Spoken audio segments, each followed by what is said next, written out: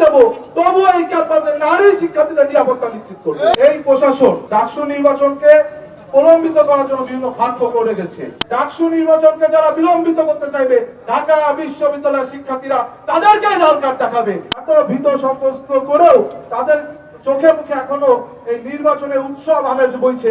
ঠিক তখনই কিন্তু ইসলাম নামধারী ইসলামের নাম লাগিয়ে একটি ছাত্র সংগঠনের এক কর্মী সর্বশেষ তাদের ট্রাম্প কার্ডটি খেললেন।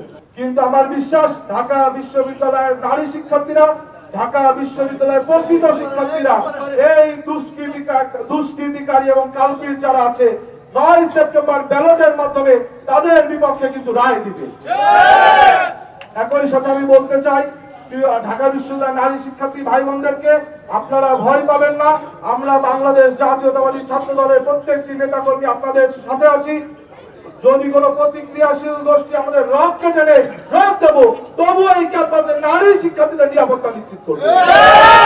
এবং আগামী দিনে আমরা যখনই বারংবার কথা বলছি যে আমরা নারী বান্ধব ক্যাম্পাস করে, ঠিক সেই সময় নারীদের বারংবার ভয়ের ভীতি সঞ্চার করা হচ্ছে।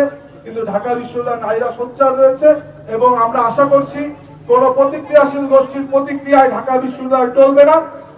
আমরা দেখতে পাচ্ছি একটি বিষয়, সেটি হলো জাতীয় নির্বাচন এবং ডাকসু নির্বাচন। এই প্রশাসন ডাকসু নির্বাচনকে প্রলম্বিত করার জন্য বিভিন্ন ফাঁদ করে গেছে। জাতীয় নির্বাচনকে যারা বিলম্বিত করবে, ডাকসু নির্বাচনকে যারা বিলম্বিত করতে চাইবে, ঢাকা বিশ্ববিদ্যালয়ের শিক্ষার্থীরা তাদেরকে লাল কার্ড দেখাবে। যথাসময়ে ডাকসু নির্বাচন 9 সেপ্টেম্বর হতে হবে, জাতীয় নির্বাচন ফেব্রুয়ারিতে হতে হবে, এইটাই আমাদের দাবি। এবং ইনশাআল্লাহ এই যে আলী হোসেন নামক একজন শিক্ষার্থী, তার বিরুদ্ধে ঢাকা বিশ্ববিদ্যালয় প্রশাসন ঘটনার প্রায় 24 ঘন্টা পার হতে চলেছে, এখনো কোনো ব্যবস্থা নেয়নি। আমরা এই মাজা ভাঙা প্রশাসনকে বলি, মাজা শক্ত করে দাঁড়ান, নিজেদের দায়িত্ববোধ পালন করুন, আর দায়িত্ব পালন করতে ব্যর্থ হলে ব্যর্থতা স্বীকার করে নতুন কাউকে দায়িত্ব দিন।